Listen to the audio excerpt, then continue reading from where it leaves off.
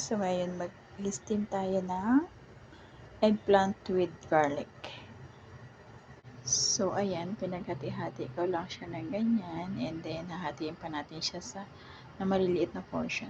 So ayan na, binabad lang natin siya sa asin. May asin na yan guys. Ayan. Magpapakulo lang tayo ng tubig.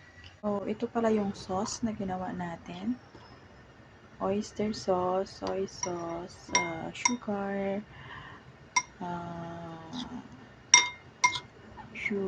a little bit salt, at saka itong bawang, at saka dahon ng, ayan, dahon ng sibuyas. So, ayan na guys. Steam natin siya ng 10 minutes.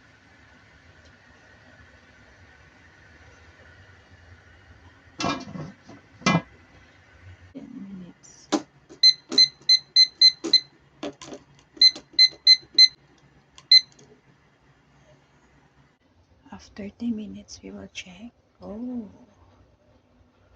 already done. Papainit tayo ng oil. Yan.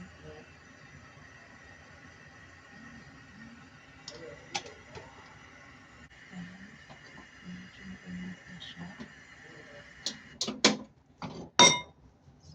Natin siya dito.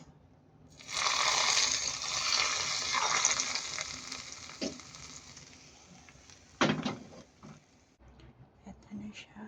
So,